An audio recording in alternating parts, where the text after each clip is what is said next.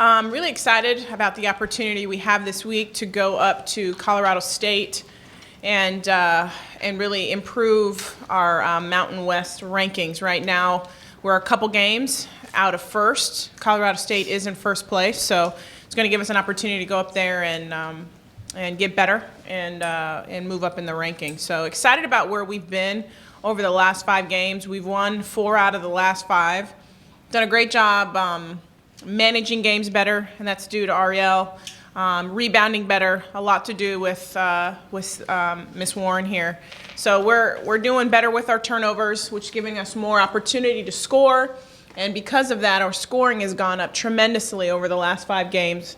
We're averaging about 75 points, which has allowed us to really put some teams away and like I said, win 4 out of the last 5. So we're getting better every day. They're starting to get it, practicing hard and getting each other great looks in games. And, we're starting to look like a team. So excited about our progress. Still have a lot to go, or a long way to go, but excited about where we're headed.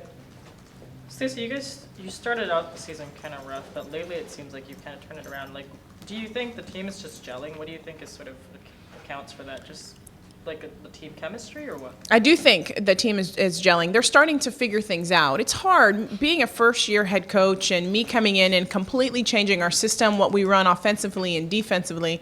I think was hard for them in the beginning, but they're really starting to understand what is needed, what I want, what's needed, and I think our chemistry is getting better. We work on that often. I'm a big believer in that you perform better when you feel not only good about yourself, but when you're in a good place with your teammates. But early on, too, some of the battles we never had a full roster. Our USD game, C didn't play. She was out with a concussion. We've had nagging injuries here and there. To be honest, we've had some suspensions early on, just some of the growing pains of the year. So we're in a great place right now as a team, and I think it reflects on the court. Sierra, you've put in some stellar play as of late. I mean, what do you feel like you've sort of kind of turned around in terms of just momentum? Well, as Coach said before, I feel like the team is gelling much better, and that helps me get the ball, helps me score. But, I mean, I can't just pass myself the ball. It starts with the team. It starts with us all gelling together. As Coach's favorite thing to say, that we've turned the corner, that we're ready to play. And, I mean, that I owe it all to the team. I can't score without them. We can't win games without each other. So it's all a team thing. There's always an emphasis on us on getting the ball inside out.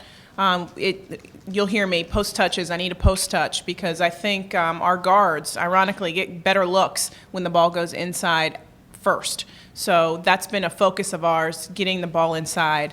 And then our guards lately have done a great job of knocking that shot down when it goes back out. I want to talk to you a little bit about Ariell, because she's really done a great job, and our last 4 wins in conference really have come from her growing up in front of our eyes. We've had great leadership from her. She's understanding how to run a team, run the game, when she needs to look to shoot, when she needs to look to pass.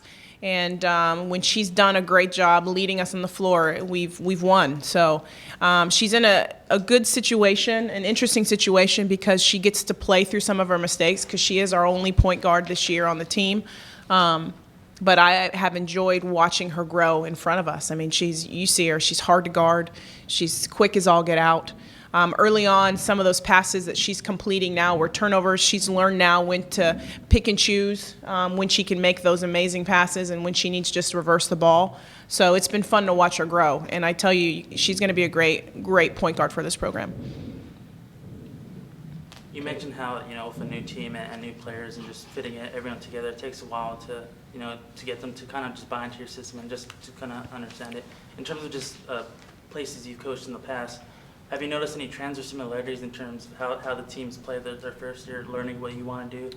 And this team, is it better? Is it they have kind of a slower start? It's hard to compare. I definitely see some similarities. It took us a while at UCLA to figure out what we were going to do to really get that thing going. And to be quite honest, there was a time last year at LSU in our Sweet 16 run, we were 13-10, trying to put our heads together and figure out how we were going to get it done. So So it does take time at the past two schools I was at. But once it clicks, it clicks. And there's been times where I've seen it on the floor with this team that we really look like one of the best teams in the country.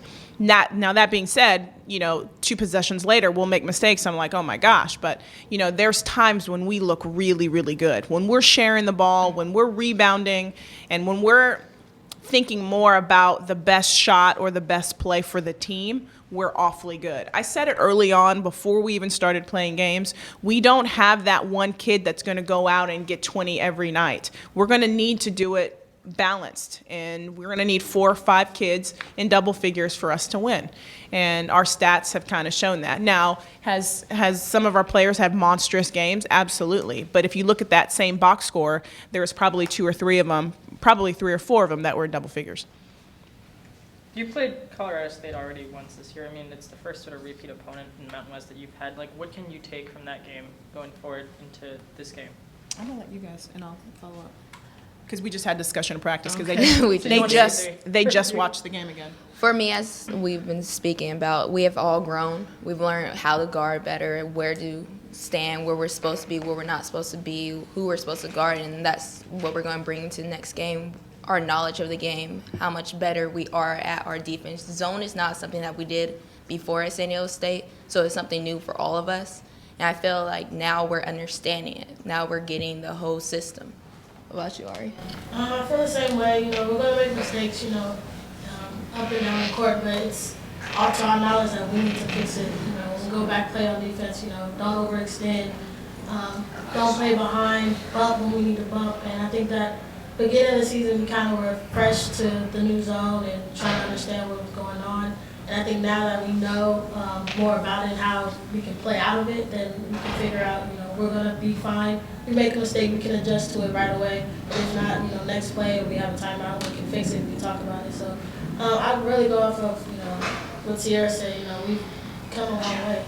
We still have time to grow, we still have many games to play. So even if we do make the same mistake, we can fix it. We still have practices, we still have, meetings with each other. So we still have film, so we still can fix it. I made them watch the film back and take notes, so they had to do their own scouting report of our first game, because we're still learning.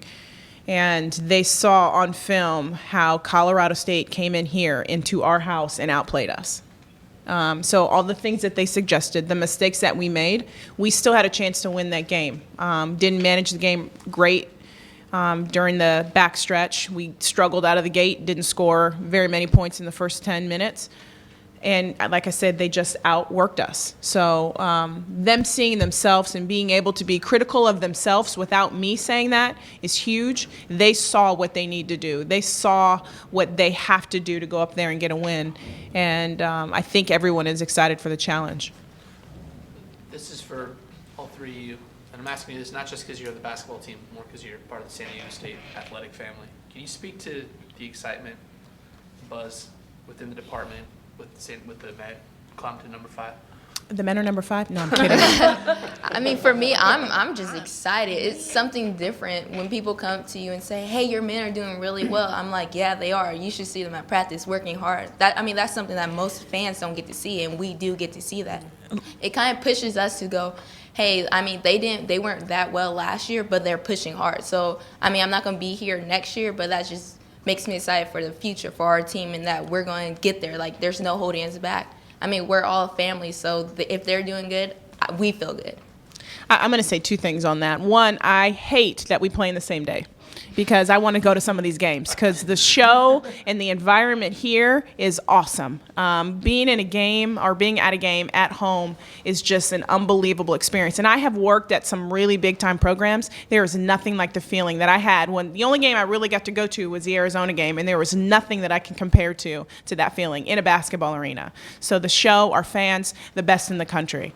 What I love about what Coach Fisher is doing is they came kind of under the radar this year. No one was really talking about them early on. And what he got his kids to do early, and what I'm still continuing to try to do, is they believed in the system, in his staff, in what they were trying to do, and that was obvious at Kansas. I mean, they stuck to the game plan and double teamed and played out of that, kept the ball on one side, all of the stuff that the coaches asked them to do, the players bought in, and I think that's why they've been so successful.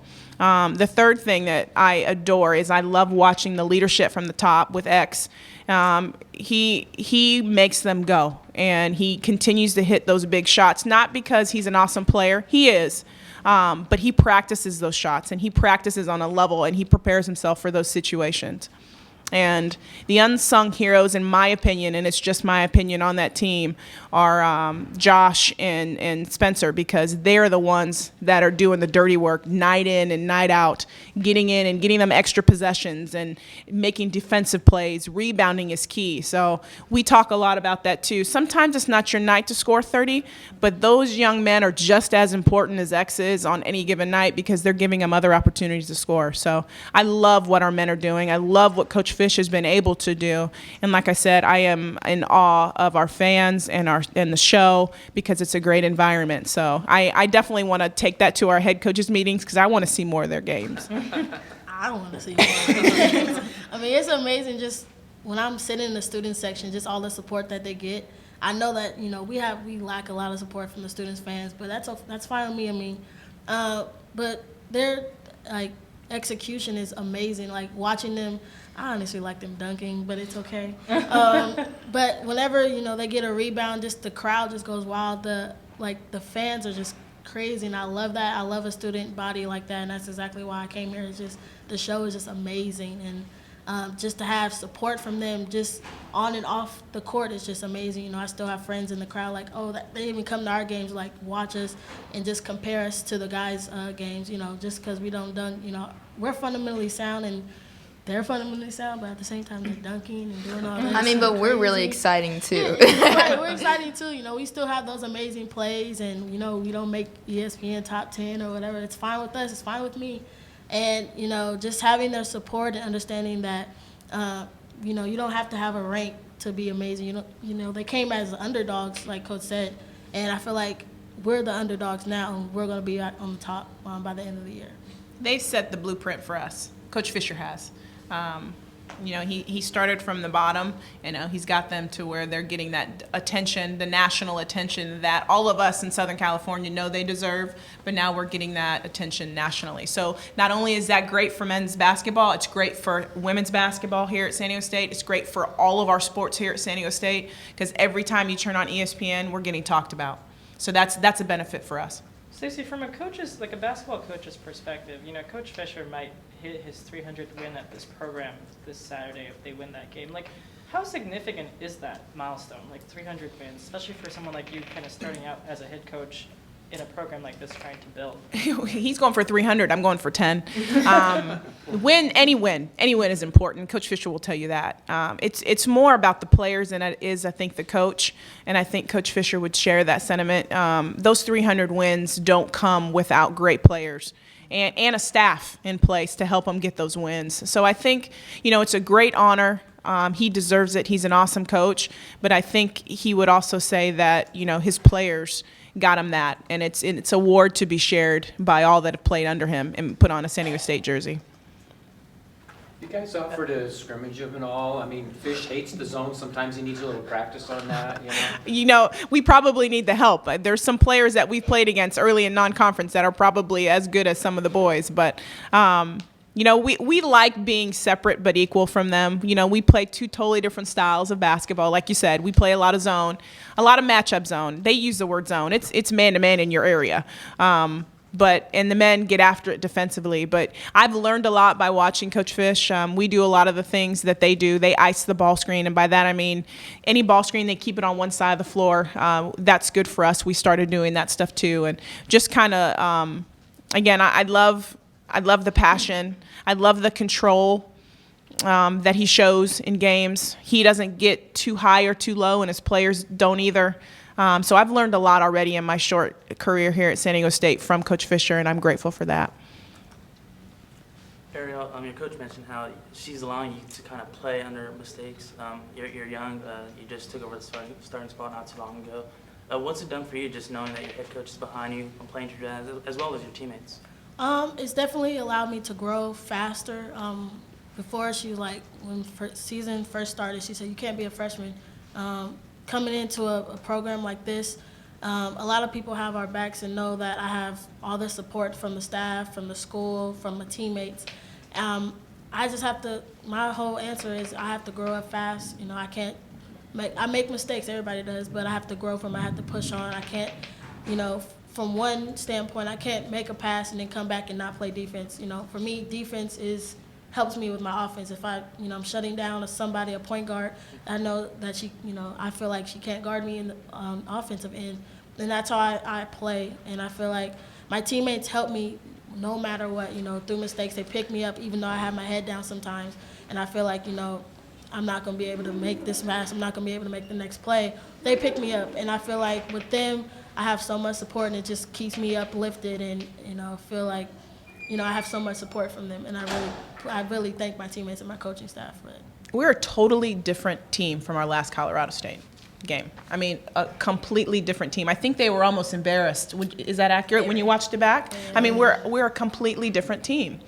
I wish we had cameras around us all the time following this year, because it would be quite interesting, the journey that we've made from start to finish. And I'm just excited about the next 10 games, that is, because we have an opportunity. We've seen almost everybody in the conference, and I am confident that we are competitive with everybody in our conference. We've shown we can beat the best. We went up and we beat Fresno State, which is a huge win on the road for us.